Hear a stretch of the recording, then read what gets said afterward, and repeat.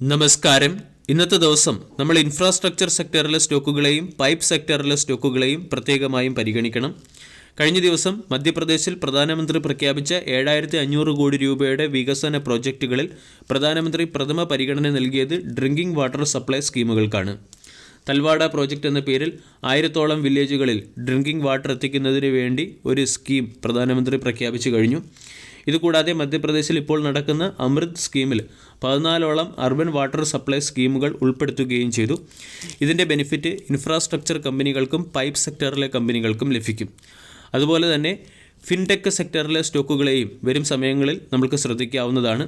ഫെബ്രുവരി 12 ഇന്ത്യയുടെ ambitious real time payment ആപ്പായ UPI എന്ന ആപ്പ് മൗറീഷ്യസിലും ശ്രീലങ്കയിലും ലോഞ്ച് ചെയ്യുകയാണ്. ഇൻസ്റ്റൻറ്റ് റിയൽ ടൈം പേയ്മെൻറ്റിന് വേണ്ടി National Payment Corporation of India launch ചെയ്ത അല്ലെങ്കിൽ ഇന്ത്യ ഡെവലപ്പ് ചെയ്ത ഒരു റിയൽ ടൈം പേയ്മെൻറ്റ് ആപ്പാണ് UPI.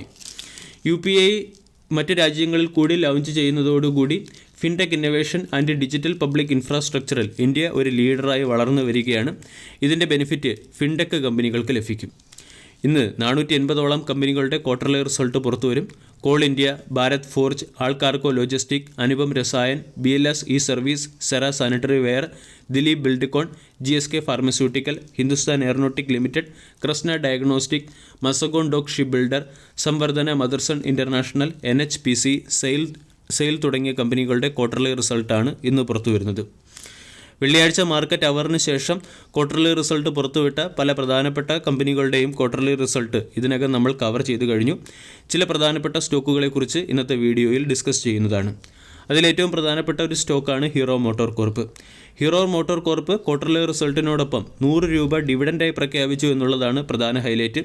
75 രൂപയുടെ സ്പെഷ്യൽ ഡിവിഡൻഡും 25 രൂപയുടെ ഇൻട്രിം ഡിവിഡൻഡുമാണ് പ്രഖ്യാപിച്ചിരിക്കുന്നത്. ക്വാർട്ടർലി റിസൾട്ടിലും കമ്പനി മികച്ച പെർഫോമൻസ് കാഴ്ചവെച്ചു. പ്രോഫിറ്റ് 51% വർദ്ധിച്ച് 1073 കോടിയായി ഉയരുകയും റവന്യൂ 21% വർദ്ധിച്ച് 9724 കോടിയായി ഉയരുകയും ചെയ്തു. കൂടാതെ ഗ്ലോബൽ പാർട്ട് സെൻറ്ററും സ്റ്റോക്ക് കീപ്പിംഗ് യൂണിറ്റ്സും സെറ്റപ്പ് ചെയ്യുന്നതിന് വേണ്ടി 600 കോടി രൂപ നീക്കിവെക്കുകയും ചെയ്തിട്ടുണ്ട്. ബാങ്കിംഗ് സെക്ടറിൽ മികച്ച ക്വാർട്ടർലി റിസൾട്ട് കാഴ്ചവെച്ച് തിരിച്ചുവരവിന് ശ്രമിക്കുന്ന ഒരു സ്റ്റോക്കാണ് ബന്ധൻ ബാങ്ക്. ബന്ധൻ ബാങ്കിൻ്റെ പ്രോഫിറ്റ് 182% ഉയർന്ന് 733 കോടിയായി മാറി.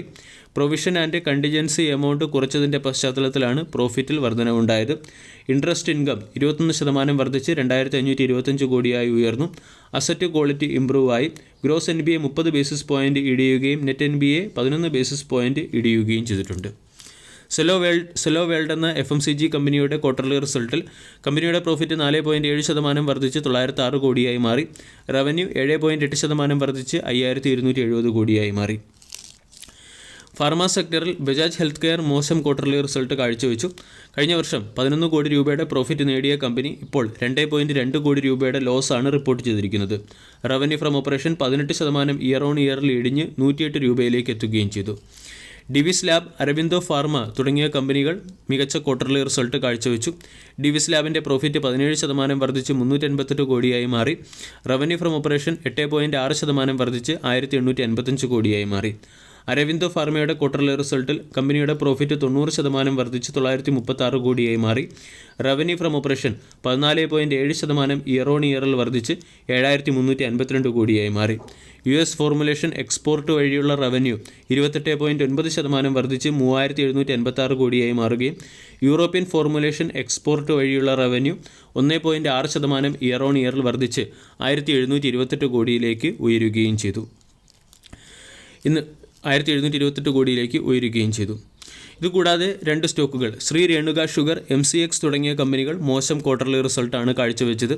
ശ്രീ രേണുക ഷുഗർ എന്ന കമ്പനിയുടെ ഇൻപുട്ട് കോസ്റ്റും ഫിനാൻസ് കോസ്റ്റും ഉയർന്നതിൻ്റെ പശ്ചാത്തലത്തിൽ കമ്പനി 14 കോടി രൂപയുടെ പ്രോഫിറ്റിൽ നിന്നും 172 കോടി രൂപയുടെ ലോസിലേക്കെത്തി. റവന്യൂ 18% വർദ്ധിച്ച് 3014 കോടിയായി റെക്കോർഡ് ചെയ്തിട്ടുണ്ട്. MCX എന്ന കമ്പനിയും ഇപ്രാവശ്യം ലോസ് റിപ്പോർട്ട് ചെയ്തു. കഴിഞ്ഞ വർഷം 38 കോടി രൂപയുടെ പ്രോഫിറ്റ് നേടിയ കമ്പനി ഇപ്പോൾ 5.35 കോടി രൂപയുടെ ലോസാണ് റിപ്പോർട്ട് ചെയ്തിരിക്കുന്നത്.